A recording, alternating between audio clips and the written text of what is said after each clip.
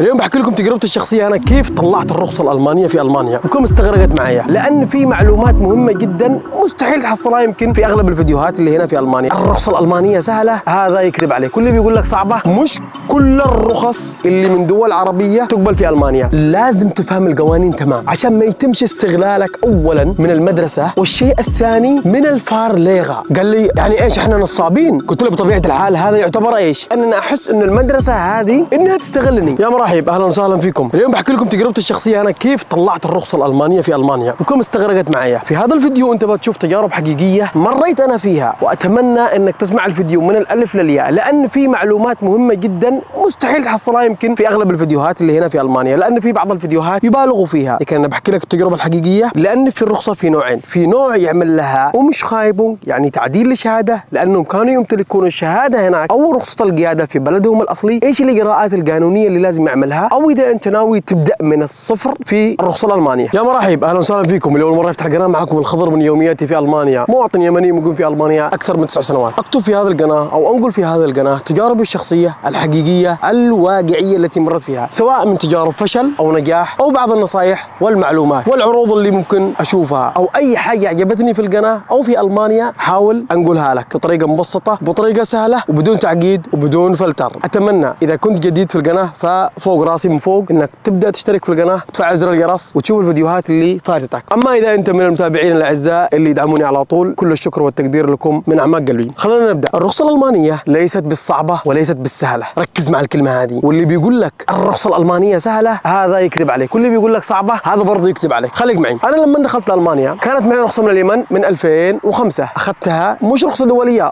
رخصه عاديه. ايش اللي حصل لما وصلت لالمانيا؟ انا قلت لهم انا لازم اعمل لها ومش خايبون تجديد يعني تحويل. قبل ما اعمل لها تحويل رحت للمدرسه اللي كنت انا فيها في كون، قالوا لي انه لازم انا اول حاجه ان انا اروح للمدينه حقي للرات هاوس، اننا في تحت عندهم محل ما تسجل الامن هناك، انت تروح بحقك الرخصه. الكلام هذا للاشخاص اللي معاهم رخصه من بلدهم. ركز، انت لما توصل لهناك تعطيه الاوراق حقك وتترجمها باللغه الانجليزيه او باللغه الالمانيه وتودي لهم اياها، هم يرسلوها في وزاره النقل وفحص دقيق جدا، اذا في مزوره، اذا في كذا، اذا شافوا انك مش كويس يعني يبلغوك انه يقول لك ما تقبلش الرخصه. مش كل الرخص اللي من دول عربيه تقبل في المانيا. انا في ناس من اليمن وصلوا لهنا واخذوا الرخصه، وللاسف الشديد بعد فتره من الفترات اكتشفوا ان الرخصه حقهم اليمنيه كانت مزوره، وتم الغاء الرخصه عليهم ومعاقبتهم بمبلغ مالي وقدره. فانتبه لهذه النقطه. اذا في معك رخصه حقيقيه في بلدك ركز تعمل لها هنا. اول ما توصل تروح للرات هاوس حقك تقول لهم انا معي الرخصه اليمنيه او الرخصه اللي من بلدي، انا عاوز اعمل لها ومش خايبون هنا، انا عايز اعمل لها تحويل للرخصه الالمانيه. بيقول لك يا صديقي اكتب هنا هذه الطلبات، ترجمه حقك الرخصه، والشيء الثاني وهو الاهم انك ترفق لهم النسخه الاصليه وتكون معك نسخه كوبي منها، وترفق الجواز حقك، وبعدين تنتظر اسبوع، اسبوعين، 3 اسابيع، 4 اسابيع، 5 اسابيع، كم ما طالت. احيانا تطول الى 8 اسابيع واكثر. انا صراحه طالت معي تقريبا بحدود شهر. اجاني الرد انه يعترف برخصه القياده وانه يحق لي ان انا اسوي الرخصه هنا. ايش فائدتها يا كابتن ان انا اسوي ما دام ان انا لازم ارجع اعيد ادرس هنا؟ الفائده انه الزندفارن هذه التيوري اللي لازم تاخذها 12 حصه انت معفي منها، لكن انك بتدرس النظري وبتختبر في النظري وتدرس الاسئله اللي الان نقصوها الى 750 سؤال. انا لما درستها كان 1000 وشويه. فنصيحه مني اتعلم القوانين بطريقه كويسه، لانها في الاول والاخير صحتك وسلامتك. واللي بيكذب عليك بيقول لك انا ادفع لي 5000 انا بجيب لك اياها الان وبشتري لك اياها بطريقه مزوره، هذا يكذب عليك يا صديقي، هذا ايش ينصب عليك. احنا في بلد قانون هنا، كل حرف واحد انت محاسب عليه، انتهى الكلام. بعد ما تخلص حقك الاعتراف بالرخصه تروح توديها للفار وتروح تسجل الفار شوله تقريبا الاميلدونج ب 180 او ما ادري كم بالحدود كذا، لان الاسعار تختلف من مدرسه لمدرسه. لكن الشيء الاهم من هذا كله انك ممكن تختار المدرسه اللي انت سمعت عليها انها كويسه، مش قالوا لك والله ناس انه هذه المدرسه لانه فيها واحد عربي ولا ما ادري فيها. انا تجربتي وبقول لكم اياها من الالف للياء. لما رحت للمدرسه الاولى اضطريت ان انا انقل لمدينه ثانيه لا رستوك، لانه كان معي هناك سمستر لازم اجلس. فقلت انا بدل ما اجلس هناك خلينا انا استفيد من الوقت هذا واخرج رخصه. فرجعت عملت املك في مدرسه ثانيه ودفعت مبلغ وقدره ودرست حصص، ولكن ما اختبرتش العملي. قلت لهم انا لازم انقل لمدينه ثانيه، ارجع لمدينه الاولى. رجعت ودفعت مره ثانيه 180 يورو للاملدون. هذه تجربتي الشخصيه. في المدرسه هذه انا ما كنت احضر النظري، ولكن لما انا سجلت في المدينه حقي الاولى رجعت انا الدروس النظريه واشتريت الاب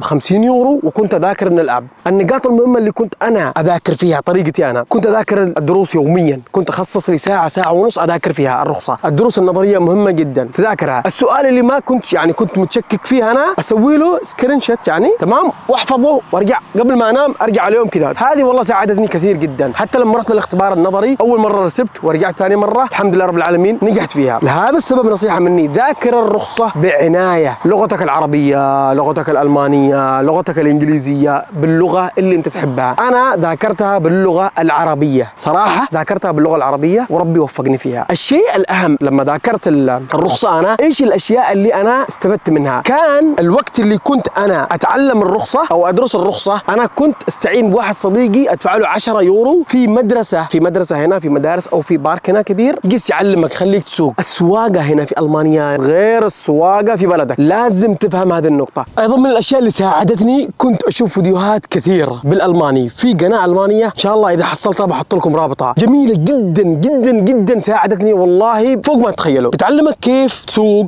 كيف الطريق، كيف الشلده، لانه القوانين هنا صارمه والغلطه هنا ممكن تودي حياتك او حياه غيرك خطر. وفي قناه عربيه كنت اذاكر منها اسمها ازاد اوس دوشلاند تقريبا، وفي واحد اسمه ابو سلطان كان يخرج مع الركاب وكان يحط كاميرا ويوريك الطريق ويوريك كذا. لكن الشيء المهم اللي لازم تعرفه هنا في الفيديو انه كيف تم استغلالي هنا. انا لما رحت لعند التركي ايش اللي سويته؟ رحت لعند التركي سجلت، كان يخرجني. انت بعد ما تخلص النظري تروح تدور المدرسه نفسها، يختبروك في المدرسه اولا، في المدرسه اذا نجحت في المدرسه يرشحوك يعطوك بشانقك انك تروح للشتات نفسها يختبروك. بعد ما تختبر الاختبار هذا وتنجح في النظري اذا ربي يوفقك ترجع كمان تذاكر لان الزندفارن او الفار اللي بتنطلق فيه على الاشتراسه اسمش ايزي، يعني ما هوش سهل ولا صعب. كيف مش سهل وكيف مش صعب؟ لازم تفهم القوانين تمام عشان ما يتمش استغلالك اولا من المدرسه، والشيء الثاني من الفار ليغا. بتقول لي كيف الفار ليغا؟ الفار ليغا هنا في المانيا اكثر مدارس تستغل الناس. هي ايش مصلحتها؟ انه كل ما زود لك الساعات كل ما كان دخله اكثر، بغيرك انت يعني ما بيربح شيء. فهو بدل ما يقول لك انت 5 ساعات انا بخليها مثلا 20 ساعه 40 ساعه. انا لما بدات اسوق معاه اول ساعه ثاني ساعه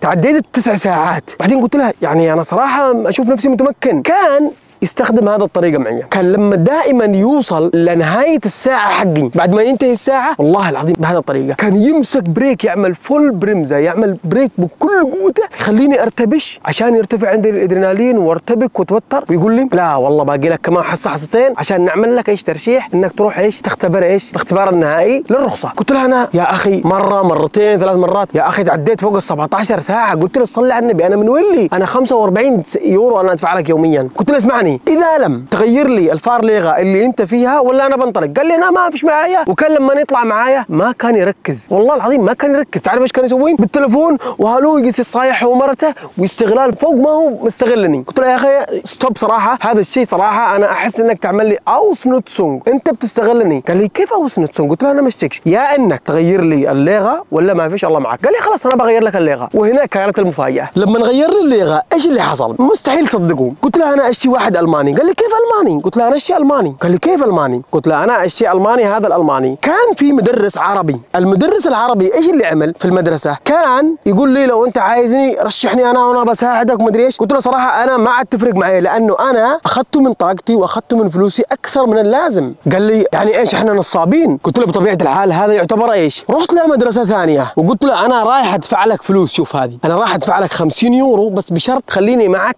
وتشوف حقي. كان المسؤول حقها واحد شباب. قلت له انا اشيك تتكلم معايا بمصداقيه وما تجاملنيش على حسابي انا وتقول لي اني كويس. قال لي طيب ليش؟ قلت له يا اخي لان انا احس انه المدرسه هذه انها تستغلني. قال لي طيب. رحت ولما طلعت معاه كانت المفاجاه، قال لي صراحه انا اقول لك انا ممكن اعطي لك 90% انك تقدر تختبر الاختبار العملي. يا الله اقسم بالله اول ما قال لي كذا قلت انا تعال. وايش اللي حصل؟ رحت للمدرس اليوم الثاني قلت له انا بتاتا مستحيل اسوق معك، جيب لي الالماني. قال لي هذا الخيار النهائي؟ قلت له هذا الخيار النهائي. والله يا شباب ان هذا اللي حصل، اننا مجرد ما سويت الساعه الاولى معاه، هو ما كان يسوي لي ساعه، كان يسوي لي 45 دقيقه كذا ويقول لي يلا داق. والاداء من هذا التركي انه ما كان يخرجني على الاوتوبان ولا كان يعلمني ريوس، ما كان يقول لي انت كذا عارف. خرجني مره واحده وبعدها خلاص. الالماني اول اول ما دخلت معه خرجني على الاوتوبان ودرت كذا ومشيت ورجعني ريوس وكذا. قال لي ايش باقي؟ قال لي انت لازم تسجل في الاختبار النهائي. قلت له انت متاكد؟ قال لي خلاص ايش باقي؟ قلت له اعطيني ورقه. اعطاني ورقه. حصلت موعد الحمد لله رب العالمين ترمين في الاشتات، كان بعد كورونا والله، كان يمكن احنا اول ما بدأنا بعد كورونا نختبر. حصلت موعد. لما رحت الاختبار ايش اللي حصل؟ الرجال المختبر دخل شاف بطاقتي قال لي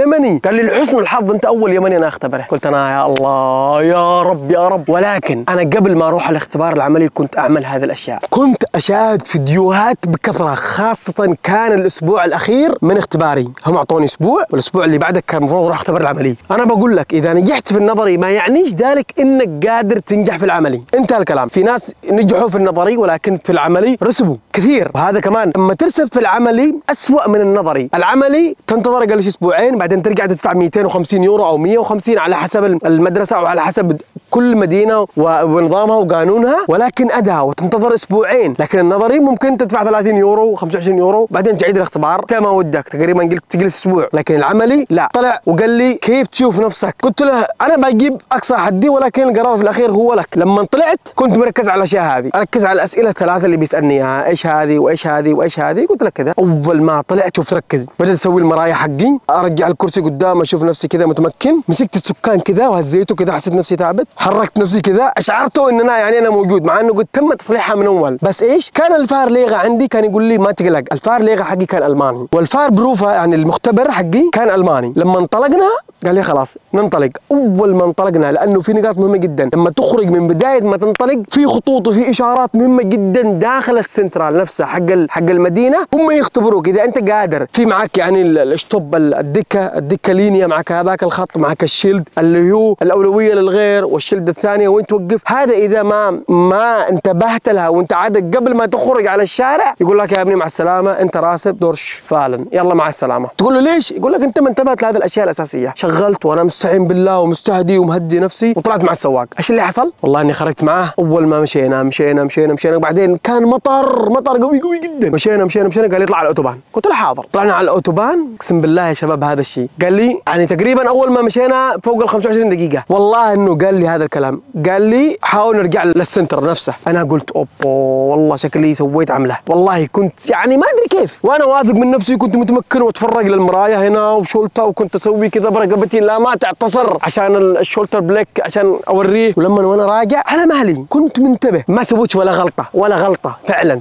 انا ولا سويت غلطه. وصلنا قال لي ارجع ريوس. رجعت ريوس، فتح الباب شاف كذا بعدين قال لي كيف تشوف نفسك؟ قلت له والله انا اشوف نفسي ان انا متمكن. انا والله انه اول ما قال لي مبروك لقيت نجحت، قلت واو صرت. قال لي ايه ده؟ هذاك الساعه كان رمضان. انا والله العظيم ان انا فرحت من قلبي. هالو warum schreist du؟ danke.